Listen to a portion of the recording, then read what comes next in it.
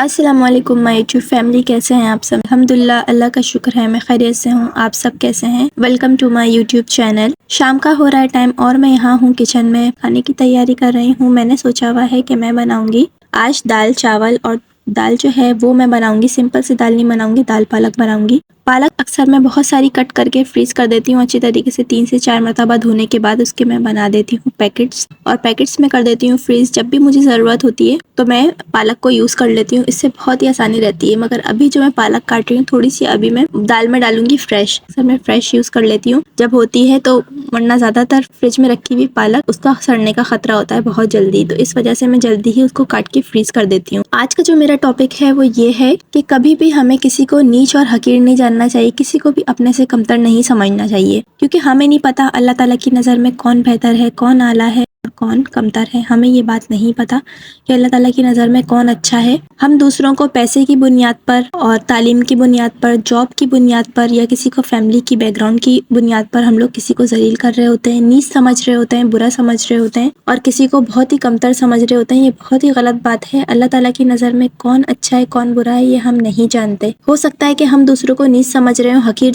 समझ रहे हो, उसको बुरा जान रहे हो, चाहे वो पैसे की बिना पर हो, चाहे वो फैमिली बैकग्राउंड की वजह से हो, या चाहे कोई कमतर सी जॉब करने की वजह से हो, या चाहे कोई भी बात हो, किसी भी वजह से हम अगर किसी को नीच समझ रहे हो, बुरा समझ रहे हो, अपने से कमतर जान रहे हो, और हो सकता है हम ही अल्लाह ताला की नज़र में बुरे हों, तो क्या हम अपने आप को बहुत ही अच्छा समझते हैं, तो फिर हमें पता चलेगा कि देखें हम तो किसी को नीच समझ रहे थे और हो सकता है हम किसी को नीच और हकीर जानते हो और अल्लाह ताला की नज़र में वो अच्छा हो। हमेशा हमें अपने अल्फाज के चुनाव पे बहुत ही एहतियात करनी चाहिए, क्योंकि अल्फाज जो होते हैं उनके बज़ाहिर दांत नहीं होते, मगर अल्फाज जो हैं वो काट लेते हैं। अल्फाज के जो ज़ख्म होते हैं वो बहुत ही गहरे होते हैं, दिल पे जाके लगते हैं डायरेक्ट और दिल पे चुभते हैं। हमेशा अपने मुँह से अल्फाज निकालते वक्त हमें बहुत ही अल्फाज का चुनाव करना चाहिए, बहुत ही सोच समझ के बात अपने मुंह से निकालनी चाहिए। बाज़ लोग बेधड़क बोलते चले जाते हैं और ये भी नहीं सोचते कि सामने वाला क्या सोचेगा, या उसके जज्बात कैसे होंगे, या वो हमारी बात सुनने के बाद कैसे इमोशनल हो जाएगा। लोग ये बात बिल्कुल भी नहीं सोचते और दूसरों पे तंज और ताने की तीर चलाते चले जाते हैं। अल्फाज अपने मुँह से बहुत ही सोच समझ के निकालें, क्योंकि अल्फाज जो मुँह से निकल जाता है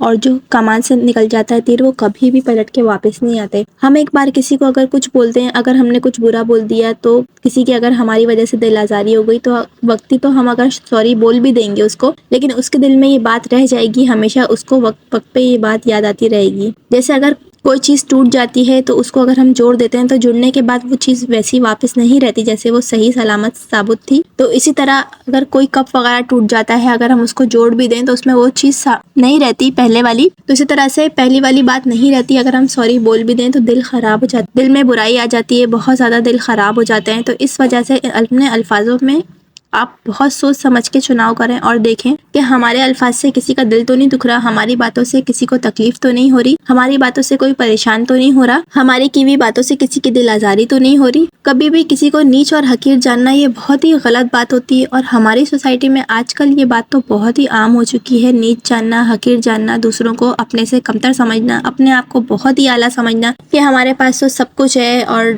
हमारे पास किसी चीज़ की कमी नहीं है और हम तो बहुत ही आला हैं, ये सब चीज़ें समझ के और दूसरों को अपने आप से नीचा देखना, नीच समझना और हकीर जानना, ये बहुत ही आजकल हमारी सोसाइटी में आम हो चुका है। हमें नहीं पता कि हम जिसको बहुत ही हकीर जान रहे हो, बुरा समझ रहे हो, बुरा जान रहे हो, चाहे वो उसकी जॉब की बेस पे, या चाहे उसके पास अगर दौलत नहीं है तो उसको हम जलील कर रहे हो, या उसको हम हकीर जान रहे हो, या किसी भी वजह से अगर हम किसी उसकी फैमिली बैकग्राउंड की वजह से या किसी भी वजह से अगर हम किसी को हकीर जान रहे हो सकता है वो अल्लाह ताला की नज़र में बहुत अच्छा हो। हमें इस बारे में बिल्कुल भी नहीं पता कि कौन अल्लाह ताला की नज़र में अच्छा है, तो इस वजह से हमें कोई हक नहीं पहुंचता कि हम किसी को जलील करें या किसी की तजलील करें, या उसको भरी महफिल में कुछ ना कुछ कहें, या अगर अकेले में भी अगर किसी से कुछ बातचीत की जाए तो उसको हम तंज मारें, ताने मारें, उसको हम रुस्वा करें। हमें कोई हक नहीं पहुँचता, क्योंकि ये जो दिल आज़ारी है बहुत ही बड़ा गुनाह है। आजकल लोग समझते नहीं हैं इस बात को और ये बोल के बात ख़त्म कर देते हैं कि भाई मेरी तो आदत है मुंह पर बोलने की और मैं तो बहुत ही साफ दिल की हूँ, मैं तो हर बात मुंह पर ही बोल देती हूँ। और जब अपनी सुनने की बारी आती है तो लोग बोलते हैं कि नहीं, तुमने मुझे इस तरह बोला है, मुझे तो ये बात बुरी लग गई है, तुमने ऐसी बात मुझे क्यों बोली। तो इस तरह जब आपको भी कोई बात किसी की बुरी लगती है तो जाहिर सी बात है जो सामने वाले इंसान है, जब आप उसको कुछ सुना रहे हैं तो उसको भी आपकी बात बुरी लग सकती है। तो हमेशा आप इस बात को देखें, इस चीज़ को आप जाने कि हम जो किसी के साथ कर रहे हैं तो उसको अगर बुरा लग रहा है, हम तो इस बारे में कभी नहीं सोचते, मगर जब हम पे गुजरती है तो हमें फ़ौरन इस चीज़ का एहसास होता है कि हाँ, सामने वाले ने हमें इस तरह से बोला, इसको इस तरह से नहीं बोलना चाहिए था, हमारा दिल दुखा है, उसको इस बारे में ख़याल करना चाहिए था, या उसने इस तरह की बात करी है तो जिसकी वजह से हमारी दिल आज़ारी हुई, या उसने हमें नीच समझा है, या उसने हमें हकीर समझा है।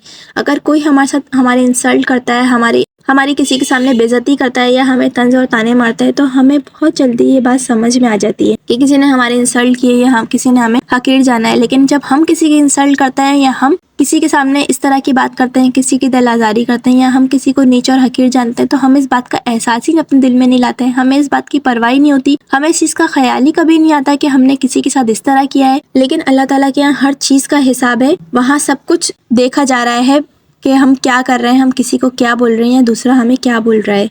हमें कोई हक नहीं पहुंचता हम किसी के भी फैमिली बैकग्राउंड पे, या किसी को पैसों की बिना पे। दौलत तो आने जाने चीज़ है, वो भी अल्लाह ताला नसीब से नवाजता है। जिसके नसीब में दौलत है उसमें है, और अगर किसी के नसीब में नहीं है, अगर कोई किसी के नसीब में बहुत कम पैसे हैं, या किसी की बहुत ही सख्त मजदूरी वाली रोजी, उसके पास कम पैसे हैं, तो हमें कोई हक नहीं पहुँचता कि हम किसी को हकीर जाने या नीच जाने, किसी को पैसों की बुनियाद पे हम तोलें किसी इंसान को। और इस तरह की जो बातें होती है आजकल हमारी सोसाइटी में बहुत ही ज़्यादा आम हो चुकी हैं। इन सब चीज़ों से इज्तिनाब करके ही हमारा माशरा जो है वो अच्छा खुशगवार बन सकता है। मगर अफसोस कोई भी इस बात पे तवज्जो नहीं देता। जब हमारी इंसल्ट की जाती है, हमारे साथ इस तरह होता है कि हमें कोई कुछ कह देता है तो हम फ़ौरन ही बुरा मान जाते हैं। मगर हम जब किसी के साथ इस तरह करते हैं तो हमें बिल्कुल भी इस बारे में हम सोचते ही नहीं है।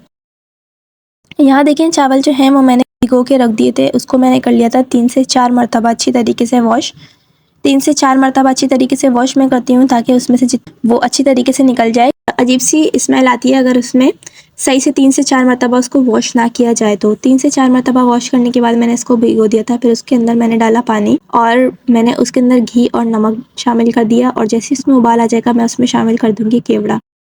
यहाँ देखिए काफ़ी हद तक दाल भी गल चुकी है, पालक, और उसमें मैंने ज़्यादा चीज़ें नहीं डाली हैं, बस दाल के अंदर मैंने हल्दी, नमक और पालक शामिल किया था।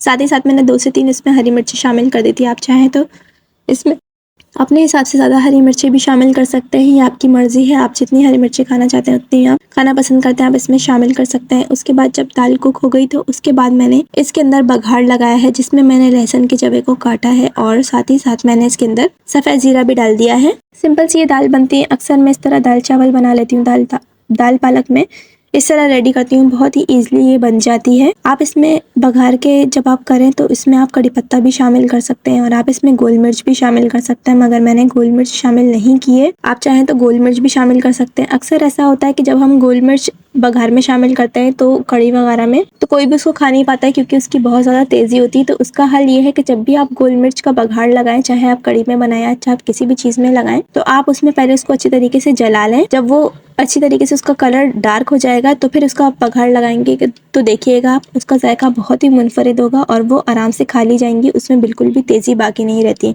इसके अलावा थोड़ी सी मैंने टमाटर का जो है वो चटनी भी बनाई है, और इसकी रेसिपी मैं रिकॉर्ड नहीं कर सकती, मेरे पास टाइम की शॉर्टेज थी और मुझे जल्दी जल्दी खाना भी प्रिपेयर करना था, तो इस वजह से मैंने इसकी रेसिपी रिकॉर्ड नहीं की है। इंशाल्लाह मैं इसकी रेसिपी भी आप लोगों के साथ शेयर करूँगी। बहुत ही अच्छी टमाटर की चटनी बन के तैयार होती है। इसमें भी मैंने साबुत लाल मिर्चों और कड़ी पत्ते का बघाड़ लगाया। अक्सर इसको दाल चावल के साथ मैं सर्व करती हूँ तो बहुत ही बेहतरीन ये चटनी लगती है।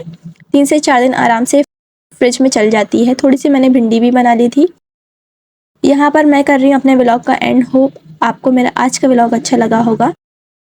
अगर आपको मेरा आज का व्लॉग अच्छा लगा हो तो मेरी वीडियो को ज़रूर लाइक कीजिएगा। चैनल पे अगर आप मेरे नए हैं तो चैनल को ज़रूर सब्सक्राइब कीजिएगा। मिलती हूँ मैं आपसे नेक्स्ट व्लॉग में। जब तक के लिए अल्लाह हाफिज़।